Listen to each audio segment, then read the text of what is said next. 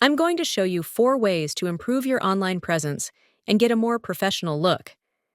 It doesn't matter whether you're making abstract paintings, sculptures, or digital collages. You need to know this stuff. Let's refresh your social media together, so get ready, because you just enrolled in my social media bootcamp. It's actually 5 tips, not 4. I just put 4 in the title.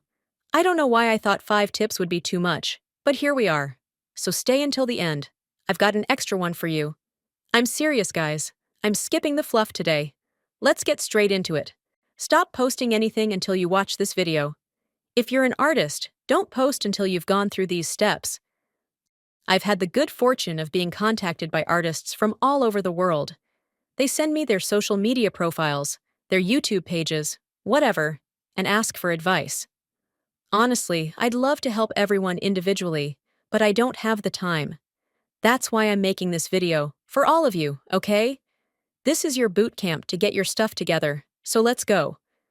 Don't post anything right now. Wait. The first thing you do is, number 1, bring consistency to your artistic identity across your social media. This isn't rocket science, but it's so important. Here's what happens. Someone tells me, I'm on Instagram. I check out their Instagram, and then they say, hey, check out my website.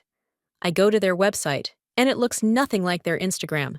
It's like a completely different person, a completely different artist. Look, if you're running an art page, you can't have a modern, abstract visual style on Instagram, a classic Renaissance-style header on your website, and then suddenly go full minimalism on your YouTube channel. People are going to get confused. Think about a major museum like the MoMA. Everything they do, from their design to their posters to their social media, carries the same look and feel. That consistency is what makes them recognizable. Guys, attention spans today are shorter than ever. If your audience can't instantly connect your posts to you, they'll scroll right past. You need to decide on a cohesive artistic identity and carry it across all your platforms, or your message will get lost.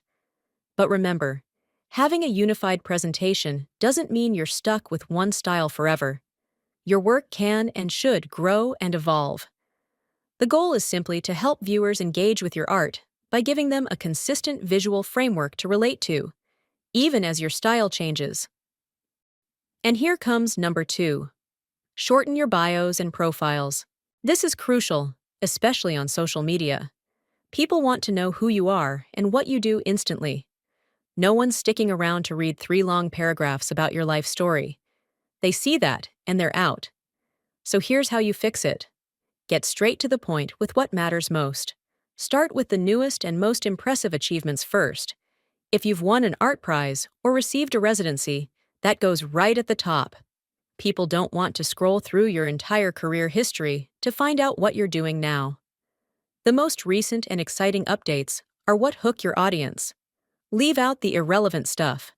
Exhibiting at your kindergarten or your favorite Greek restaurant? Nope.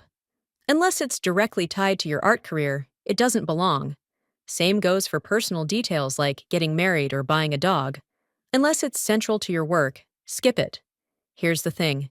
If I'm interested in you as an artist, I don't care how many kids you have or if you're happily married.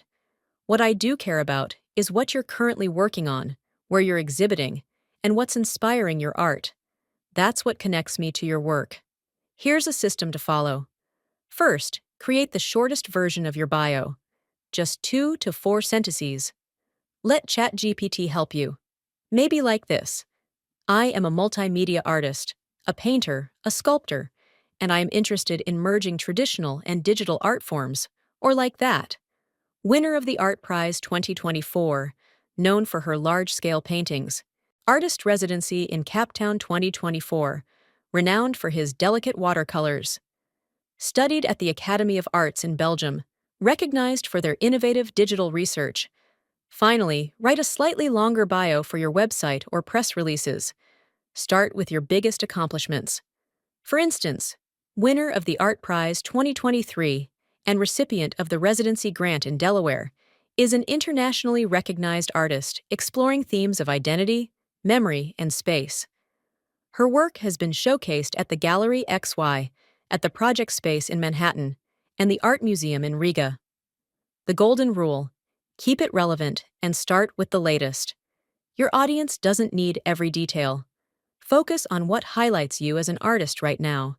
Keep it concise, keep it sharp, and always lead with your most recent achievements. The goal is to grab attention immediately so people stick around and want to learn more about you.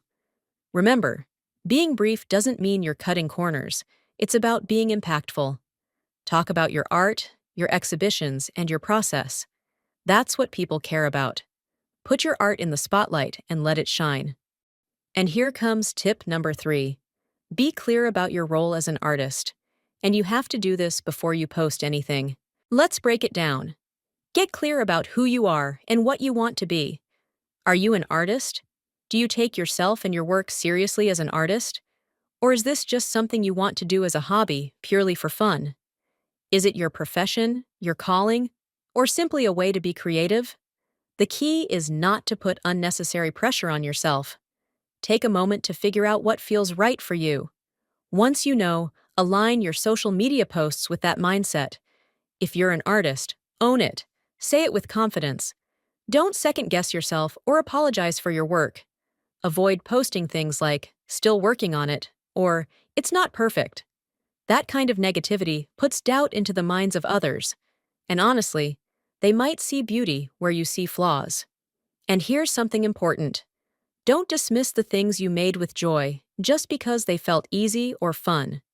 It's a false belief that only the work that tortured you is good, and the things that came easily aren't. Sometimes those joyful creations resonate the most. Let others decide. Share it, even if it feels insignificant to you, because sometimes other people see value in brilliance that you might overlook. So, figure out what role art plays in your life. Then, let your posts reflect that, whether it's professional, personal, or playful. No pressure, just authenticity. And remember, others might be wiser than you when it comes to recognizing the magic in your work. Let them see it. Let's move on. Number 4. The fourth thing that you got to do is think about pricing your work. If you're creating artworks and don't want them to simply gather dust, consider whether you'd like to sell them. Before posting or sharing your work, ask yourself, what's the price? If someone inquires, you should have a clear answer ready. Hesitating or needing time to think can seem unprofessional. To determine the value of your work, consider the following. Prints or editions are generally more affordable than originals. Drawings are often priced lower than oil paintings, and larger pieces typically command higher prices. Your exhibition history, reputation, and career milestones also significantly influence the value of your art. Spend some time visiting galleries and exhibitions to observe how prices align with artists' experience and career stages. Compare those to your own work and position yourself accordingly. Remember, pricing isn't just about covering costs, it's about how your work is perceived. Be confident in your pricing and prepared to discuss it. It's a key part of presenting yourself as a professional. A commonly used method for pricing is the formula: height plus width X factor. For example, if your painting is 100 cm tall and 80 cm wide, the calculation would be 100 sun 80 sar 180 cm. Multiply that by a factor, for example 3 for emerging artists, and you get 180 x 3 sar 540 euros. To determine your factor, compare your work to that of similar artists. Consider your career stage. Remember, this formula is just a guideline. Other factors like the exhibition history will also play a role. Adjust as needed to find a realistic and fair price for both you and your buyers. But ultimately, you need to be happy with what you're asking for. Ask yourself, what is it worth to you? Would you be comfortable selling it for that amount? Or do you prefer to trade or gift your work? Feel free to decide based on what feels right to you. After all, it's your art, your value, and your choice. And here is the bonus, tip number 5. Be prepared to talk about yourself and your art. When someone asks, "So, what do you do?" you could say, "I work in a bakery," or "I have 3 cats and I enjoy playing chess." Or you could confidently say, "I'm an artist and I'm currently working on my exhibition at the Project Space XY." If the person shows further interest, that's your chance to share more. Maybe even show them your Instagram or exchange contacts. Networking can happen anywhere, whether it's at a gallery opening or while chatting with someone at a coffee shop. The key is preparation. Practice talking about your art, no matter where you are or who you're speaking with. Start in low-pressure situations, like casual conversations with friends or acquaintances, so it feels natural when you meet important people, like gallerists, curators, or collectors. Learn to introduce your work briefly and clearly. Who you are, what kind of art you make, what you're currently working on, or where your next exhibition will be. And here's the thing, even if you feel shy or think no one cares, let the other person decide.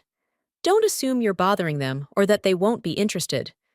Most of the time, you're not as annoying as you might fear. In fact, people are often curious and enjoy learning about creative work. So, be brave and share your story. You might just open a door you didn't expect. Networking is a skill, and preparation is everything. All right, let's wrap this up. These 5 tips are the foundation for building a more professional and consistent online presence. Refine your social media, talk about your work with confidence, set prices, and make meaningful connections. Now it's your turn. Start using these tips and watch how they transform the way people connect with your art. Go for it!